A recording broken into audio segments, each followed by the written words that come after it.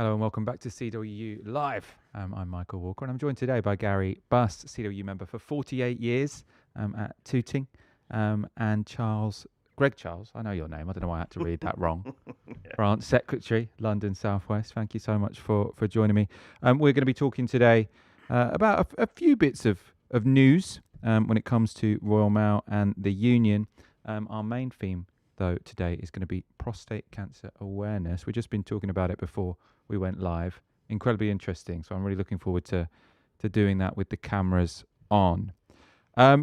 Before we get going with that, though, CWU General Secretary Dave Ward has been taking calls on LBC this week. Was it last night, in fact? Last night. Just last night. Yeah. Greg listened to it live. I did. Yeah, I was there. I wasn't there, but I was. You weren't there. You were there in live, spirit. Yeah. Well, if you weren't there, don't worry, because we've got some highlights for you now. This is Dave Ward talking about what the union wants from the Labour Party.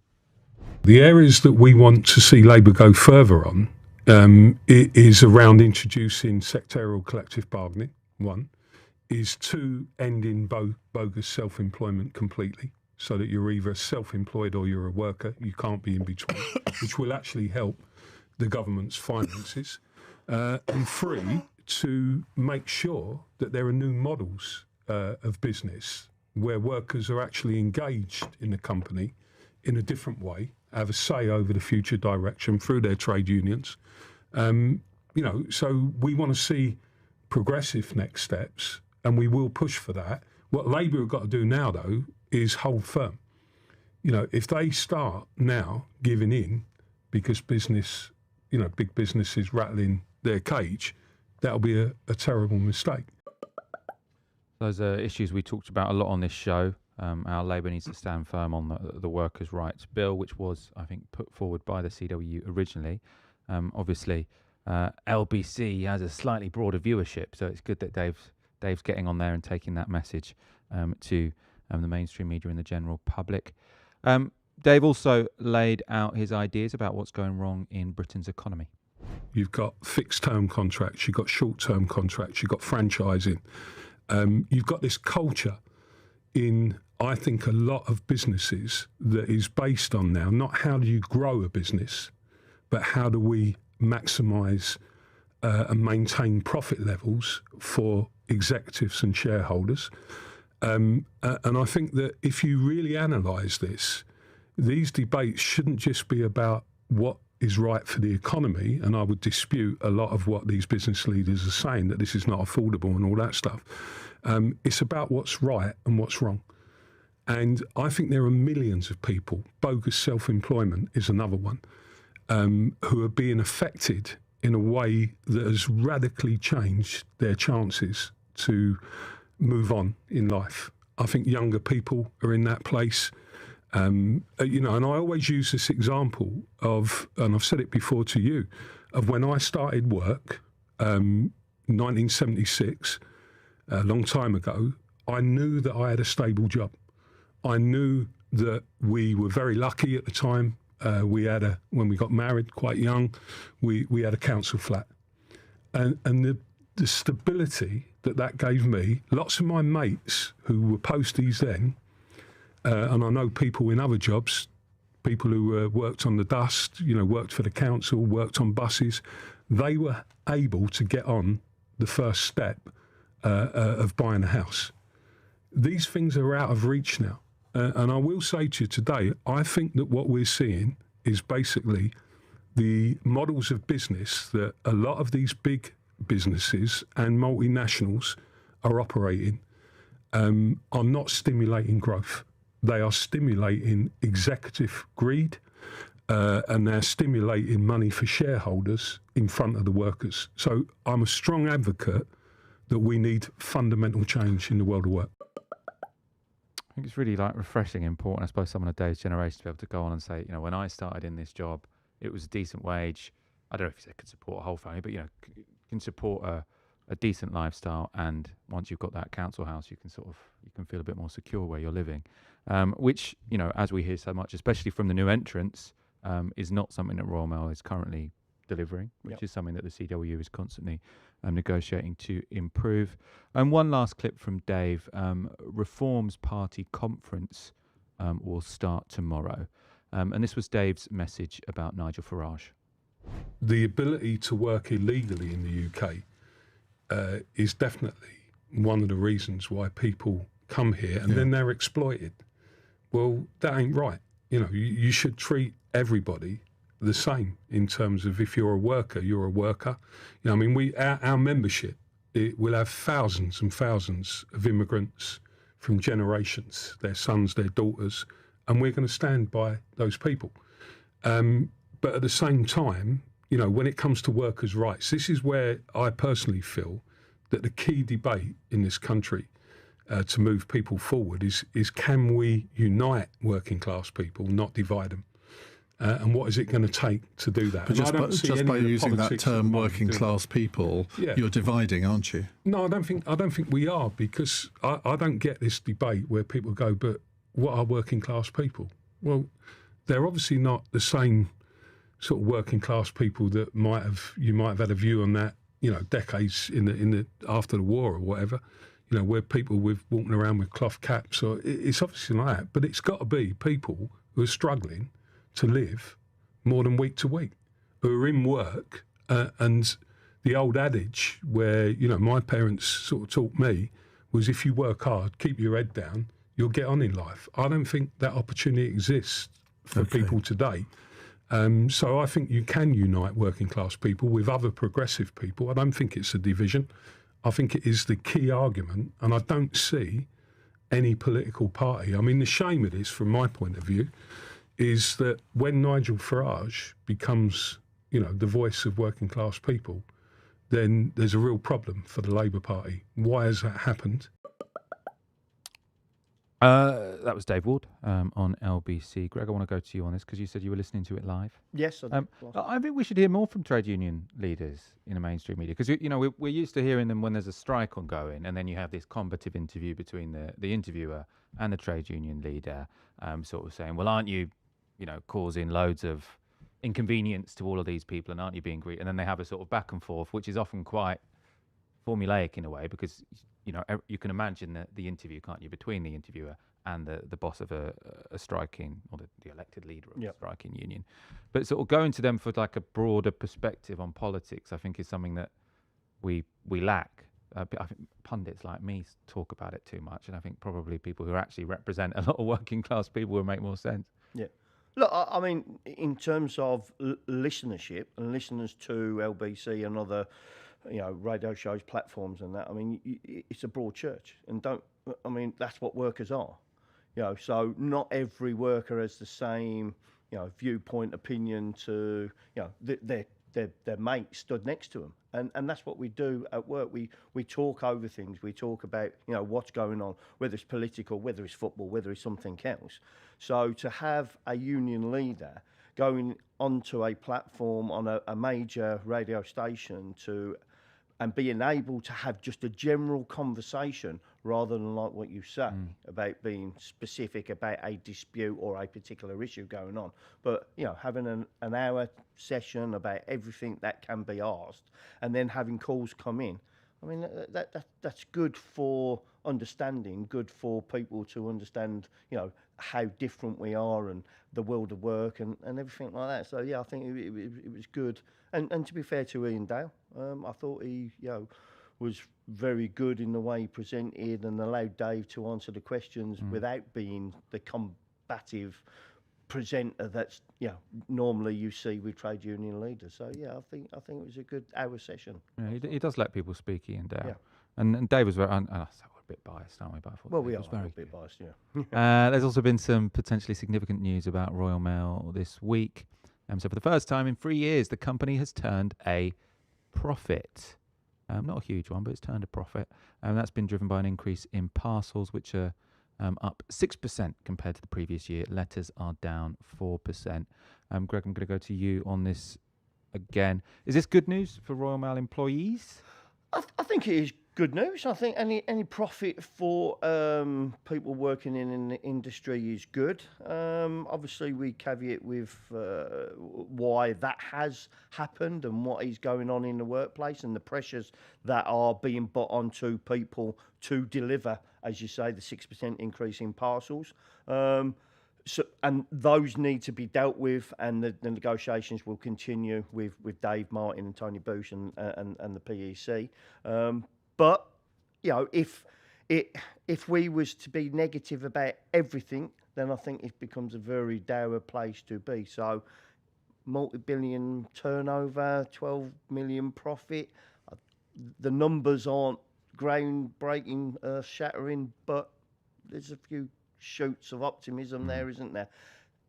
But we need a deal on the USO. We need deals on other elements of associated workplace issues, the equalisation that you mentioned earlier in the show as well, terms and conditions for the part-timers, for the new entrants that are coming in, predominantly part-time as well. We need the deal to be done on them as well. And then, yes, take that 12 million, move forward, and hopefully then grow the business into something that's worth more than 12 million for next year and the years after as well. So, yeah. I suppose that the healthier the business, the more leverage the union has as well, the better the deals can be, I suppose. Yeah, exactly. Let's move on to our main topic of the evening, Gary Buss. Brilliant to have you on. And we're going to be mainly talking about prostate cancer. So I suppose introduce yourself, I suppose, by telling your story. Well, my name's Gary Buss. I'm a postman at Tooting and I'm a prostate cancer sufferer. About just over a year ago, I went to the doctors to just for a normal check. I'd had stomach problems and was in there and he was going to me, well, it could be your liver, it could be your kidneys, we'll have some blood tests. But and that was it. So as I was walking out the door, I said to him, look, is there any chance of having a PSA check? And he went to me, well, when was the last time? And I said, about 2.5 years ago. He goes, no, I don't think you need one. We'll leave that. And I said, look, can I have one, please? So, by chance, he said, yeah, fine. Sent me to the hospital, and about a week later, had a blood test. That came back within 6 days, I think it was, and came back with a high PSA level, which is a normal is 3.4 for a man of my age to 4, 3 to 4, and mine came back at 9.3, so it was very high. That then sets the ball rolling. What's the next thing that happens? You then go for a scan. That came back with little bits of matter on it saying like it could be a tumour. We'll have a little look. So you then get sent to for a biopsy. After the biopsy, they call you in. I had already had pre-warning from a friend of mine. If you walk into the room and there's a Macmillan nurse, you've got cancer. So it was a massive shock to me. But it was something that I was told that, no, we can get through this, you can have it. Mine was quite advanced, and there was every chance that if I hadn't even bothered, well, actually, if I had even bothered going to the doctors, I'd have been dead by now. So that is my story. I've gone in there, gone into the hospital, I've had radio prostatectomy, where they get robots in and they take it out. And I had mine removed, and now I'm 9 months into recovery and everything's fine. At the moment. An amazing story. Yeah. Must have been terrifying. It was, yes, it was. And, it's something that has affected me really dearly and now brought this out in me to go around to offices talking about prostate cancer. And I've suffered, I've gone through counselling to get myself back to work and everything. I am incontinent at the moment. Hopefully it will get better. Most men recover, so we just fight on. So we're going to talk in a moment about sort of how the union and Royal Mail have sort of worked together to make it possible for you to get back to work, and sort of what modifications have needed to be made. I want to stay on this sort of topic of awareness for a while first, because I suppose from your story, if you hadn't pushed back and said, give me that PSA test, so PSA test, they're testing for something in the blood. Yeah, it's a prostatic specific antigen. That's, if I get it right, that's what it is. I wasn't trying to put you on the spot with what the actual acronym stands for. That's what it is, yeah. So that is a blood test, and it just tells them if your PSA level is high.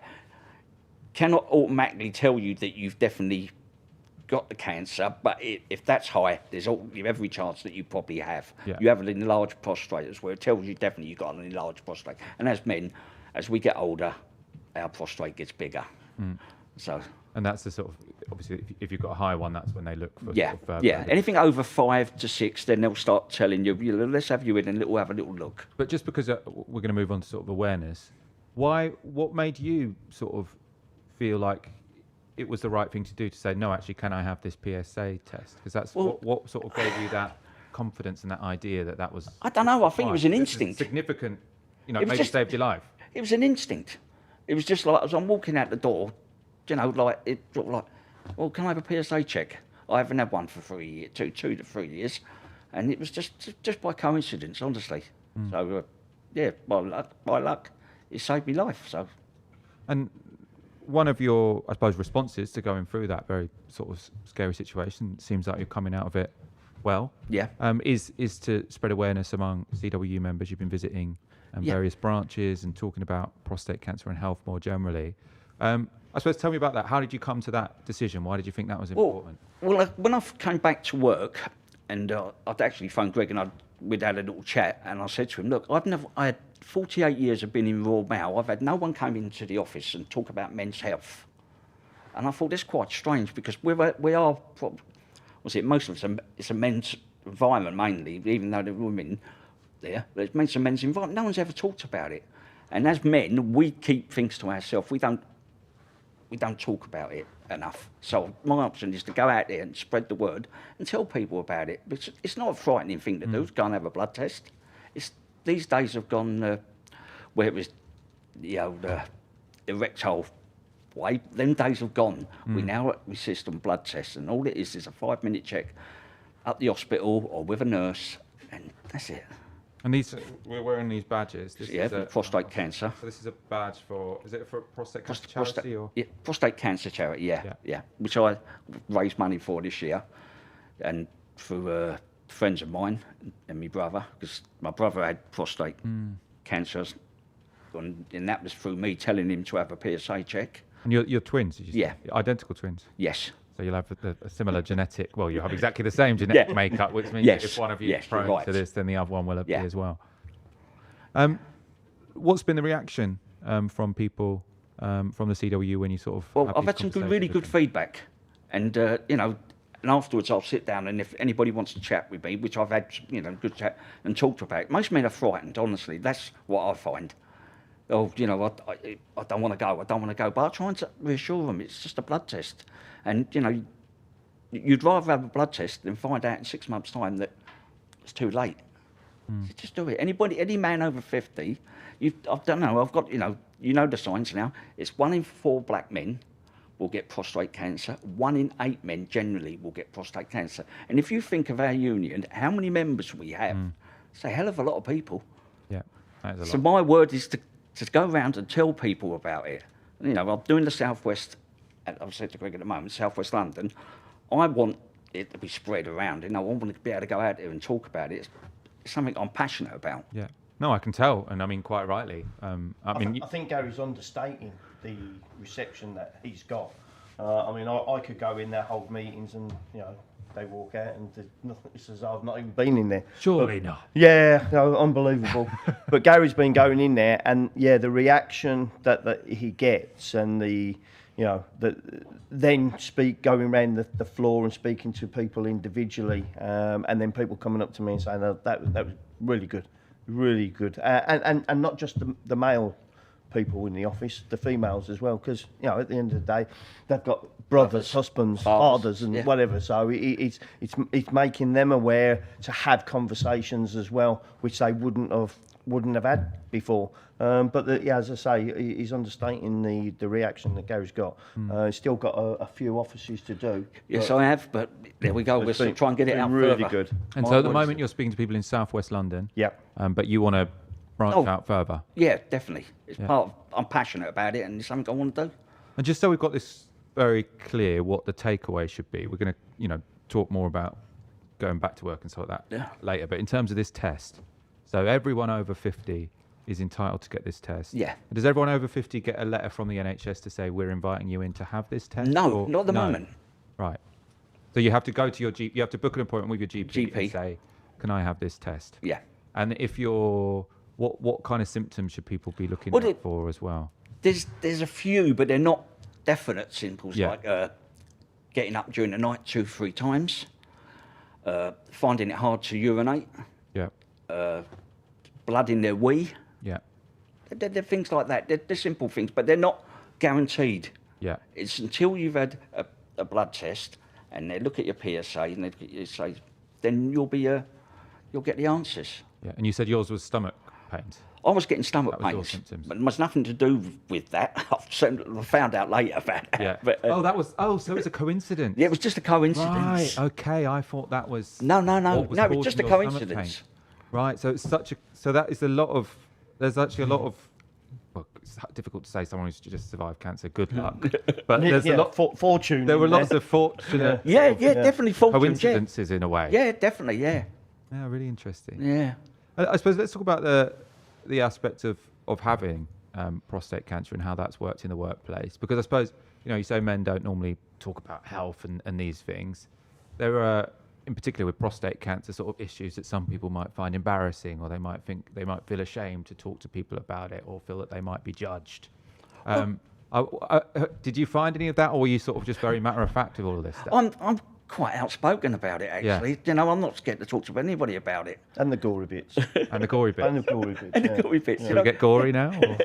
No. It's dinner time. It's dinner time. So, Yeah, no, I'm quite outspoken about it, and I'll talk to anybody about anybody. And I think that's the problem now, is once you've gone through what I've gone through, and I'm quite, I want to put it out there to people. I can go in a pub and chat to someone, and the next thing I'm talking to him about prostate cancer. He's probably sitting there going, "Oh, here we go." But I'm quite passionate about it, and so if I can get it across to people, just having a simple blood test, will help you. And once you've had it, 2 years to 3 years time, you have another one. Yeah. Yeah. I mean, I know after Gary's been into those units, I know people that have come up to me and said that they've had the test now. Yeah. Yeah. I've had a couple of them. Thankfully, no one's come up and said to me that they've had the test and now they found something, but they're having the tests and they're talking about it in the units. And what you find in the meetings that Gary's having is that all of a sudden there'll be 2 or 3 in the office that have shared experiences that with Gary, shared experience with Gary, but haven't spoken to their work colleagues about it. And then all of a sudden people are saying, well, we knew you was off, but we didn't know what you was off with. So it is generating that conversation that Gary wanted to do. Yeah. And then from that, they make themselves aware of, what they've got to do about it. So, I mean, it's testament to what Gary's I've gone through thought to do. 5 or 6 offices that I've met people that have had prostate cancer. And they've not told their mates. They've known that they've had some sort of cancer, but they've not been put it out to them. Because as men, we just hide things. I don't know why. It's something. It's not dangerous. It's not. I mean, it is dangerous, but it's not like if we can't talk about it, then why are we here? We're here today to talk about prostate cancer. You've been here talking about the union. Which is just simply like talking about football to me. And even if because I suppose it's also, in a way, it's not just about prostate, because you're starting this conversation about prostate cancer, and hopefully that gives people the confidence to say, oh, well, I'm actually struggling with this, and sort of it does. Oh, yeah. Sort of getting stuff off your chest helps. Anything, anything. You talk, as I say to them, come and talk to me afterwards. I'll tell you through my story again, and we can, and it's not frightening. I've gone through it. How many men in this country have gone through what I've gone through? And probably some of them that ain't even survived. But they're doing the thing now. I want to get this out. And I've seen it on TV well, that's one good thing I'm quite proud of. It's now coming out on TV, prostate cancer. You've seen it. So it's getting into sport more, especially football. I see Jeff Stelling last year, the year before, promoting it. And it's really good because, there's something that I'm quite passionate about. So I've been on a couple of podcasts and talked about it. I was saying I was on your Twitter earlier today, sort of to check you out. you're in the Pie. What you? No, I'm in the Pie Boys. The Pie Boys. Wimbledon, yeah. And that is a group of supporters of AFC. Is it Wimbledon AFC? Is that what Wimbledon AFC. AFC Wimbledon, yeah. That was after Wimbledon moved to Milton Keynes. Yeah. Isn't it? We do not want to talk about that. Sorry, that's a different subject. yeah. Prostate cancer, not it's going to turn into a different subject. Yeah, that's what we don't talk about. That's the subject we don't talk about. Yeah. Talk to me then about the experience of, I suppose, having prostate cancer, getting treated, and then going back to work. I suppose let's talk about the treatment thing first. So when you needed time off work, sort of how did that? Was Royal Mail basically fairly decent about that? Yeah, they were decent. I mean, to be truthful, talk to OH and that. They were really accommodating. They've been really good. You know, I can't fault them for that because they've been fantastic and anything I've needed. And so, as for you say, I mean, going through cancer and going through Cancer Trust people, they've been fantastic. Macmillan, excellent. The prostate cancer people, I can't fault them. If I want something or talk to someone, they're there for you all the time. So it's really good. You know what I mean? So I've gone through that, and I'm looking at it now. I'm on the other side, and it's now my time to promote, as I've said earlier. Do you know what I mean? Get this out. It's interesting because I wonder because obviously, again, you don't want to say the good thing about cancer because there's not much that's good about cancer. But the one thing about cancer is that you don't tell your boss, oh, I've got cancer, and they'll be like, oh, you're just making it up. Yeah. Whereas there will be, it's one condition that everyone takes seriously for good reason, of course. Yeah. But I do wonder if there might be less well known or more grey area illnesses. I'm sort of thinking, like post-viral fatigue or depression and these kind of things where going to the boss and sort of saying, I need this time off might become more contentious than saying, I need to go get radiotherapy. I don't know if... I think look, I mean, we would come on this show, and I've been on the show before, and very much criticise Royal Mail for the things that they do wrong.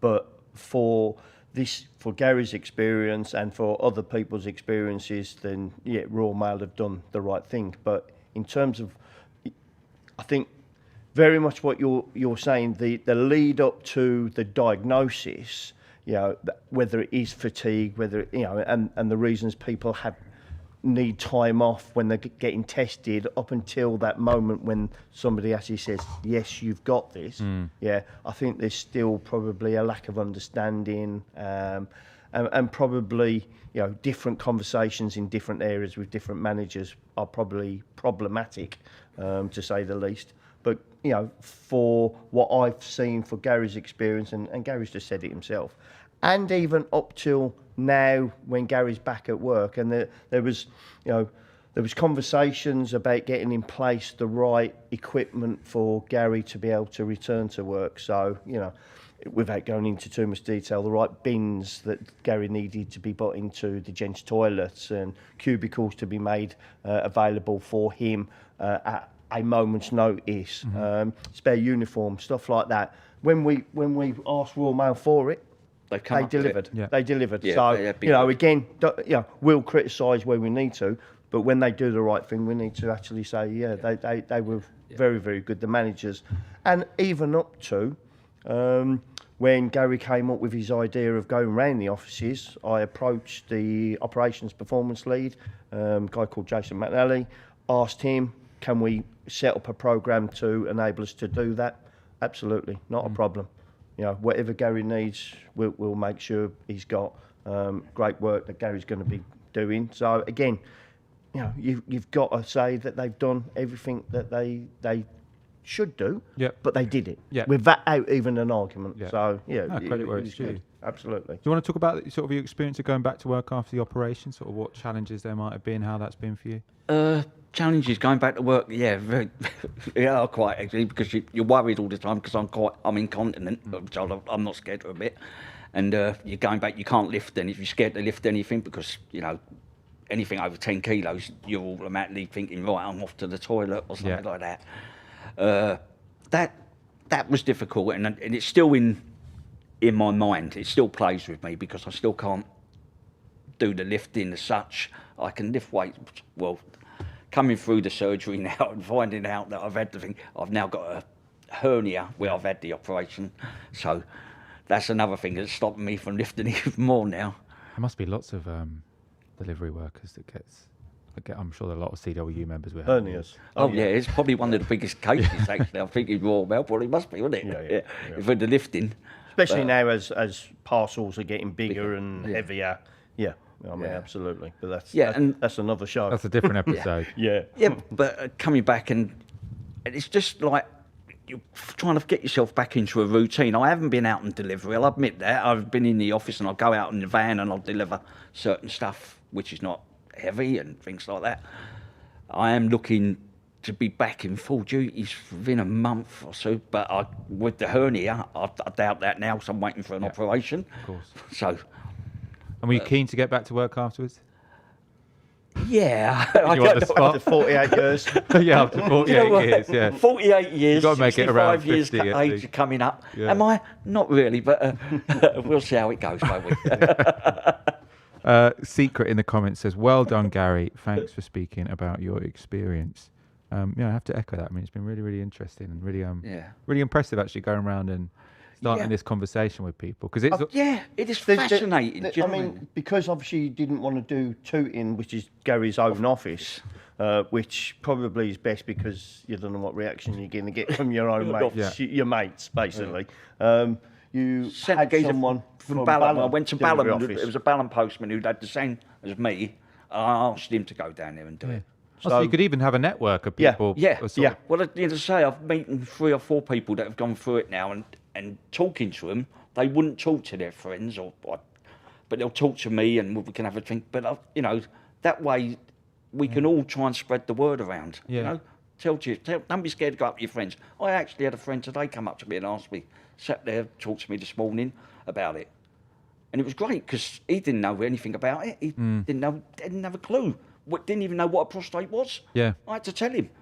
So it's also just interesting knowing what's going on in other people's lives, isn't it? That's a it's great. How's it go? It's better than sort of like everything's all right. It's like I had this, I had this operation, and this is like wow, that's such a sort of interesting sort of. I think you touched on something there though that can hopefully be developed, whoever's going to do that, but a network of people, and not just for prostate cancer, but for other men's health illnesses, men's health in general. Yeah, I mean, we have men's health weeks that come out, and I know the Jamie McGovern he's doing some of that work as well, certainly around stress, mental health, and that.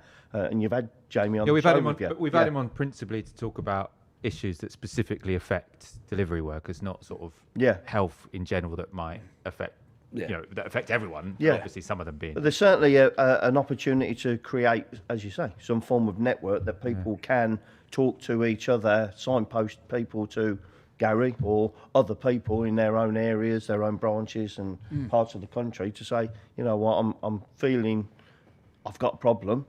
I need to talk to someone. What is I mean, I'm putting you on the spot here. You probably don't know it off the top of your head, but the gender breakdown of Royal Mail workers, it'll be different on the other side of the CWU union telecoms. Well, as in male, female, in terms of, I don't know. But from my own branch area, I don't think I'd be far off from saying in the region of 85, 90%. To 10 to 15%. Oh, so it is quite overwhelming. Yeah, it's very much male dominated still in delivery offices, but getting more diverse. It's more a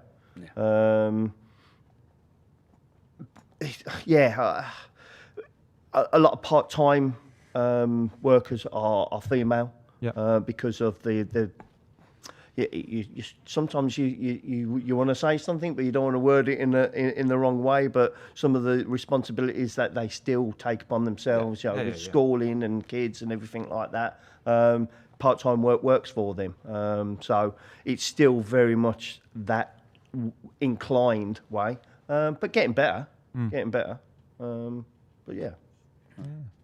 But I suppose that does make it particularly relevant to sort of talk, especially about men's health in that work. Well, you find that most of us, we're an aging. I said this to Dave when we are an aging force now in Royal Mail. There's hardly any young. There is a few coming through, but most of us would say we're in their 40s to 60s now. Yeah. They've been in the job for quite a few years. It's all the job it's the only job I've ever done. Yeah. So, most of them have been there for, I call them life termers. You know what I mean? When I joined the job, it was a job for life. Yeah, your 50s, 55s and overs are the ones that have done predominantly the most amount of years. The ones that come in now, the young people, it's almost the revolving door.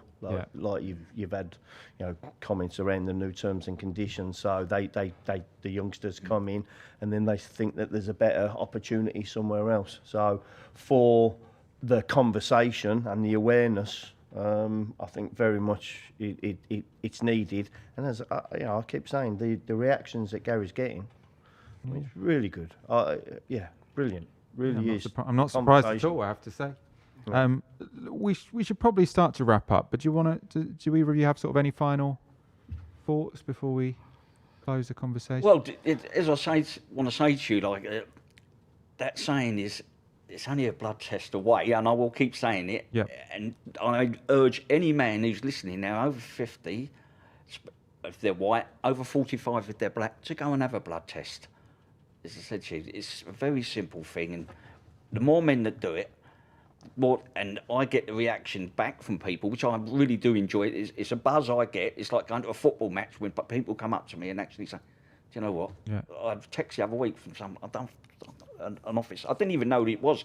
Thanks, Gal, for coming to the office. I really did appreciate what you did, and I've had a blood test, and that gives me a buzz. It's like going to a football match. It really is good. Yeah. The DSW 357. Which doesn't sound. I don't know if you're going to be able to guess who this is, but they've said, "Big up, Bussy. Nice to see a couple of people I actually know on the show." Now, presumably you don't, when you meet this person, refer to them as DSW. Wouldn't know. No. But I wonder what nice the name of is them. behind that. Yeah. Any final thoughts from you? What I would like to say is a little shout out to my mate Nicky Carter. Gary will know him. He got, he's been through prostate cancer, and 10:15 this morning got a phone call from the Marsden to say that he's now a cancer survivor and he's cancer free. Well done, Nick. Well done. So, very, the coincidence and, the day. So, people do survive this, then they catch it early. So the work that Gary's doing to make people aware and have the conversation is, absolutely brilliant. And, I take my hat off to Gary. As I said to you, I spoke to Nick. Well, I see him a month ago, and he was keen. He said, "I've loved what you're doing." He said, "I want to come around and start doing it with you." Yeah. And I said to him, "Lovely, mate. Enjoy it." Yeah. Because we will do. We'll get to every man. I promise you. He couldn't do today because he's out celebrating. Yeah, good for him. He's gone straight down with a spoon. By now, yeah. But I suppose the last thing from me to say is if there's anyone out there that needed to get in touch, then they can get in touch with headquarters. Headquarters has got all my details, and if they want to get in touch with Gary, come through me, and we can connect people up and start to create the network that you've just mentioned. You know what Fantastic. I mean? And we're here to help anybody that needs it. And I suppose that would be someone, if someone wants more information about prostate cancer, wants to sort of do talks like you, or has any other kind of health issue that they'd like to sort of talk about. Absolutely. Brilliant. I'm feeling quite inspired, Gary Buss. Thank you so much No problem. for Thank joining you us. very Really much. great to meet you. Greg, great to have you back on. No Always problem. a pleasure. No problem. And that about does it for this week. Thank you so much for tuning into CWU Live. As always, we really appreciate you being here and supporting us. We'll see you again next week. Until then, stick with your union. Well done, Gav. Thank you, mate. Nice one, mate. Nice one.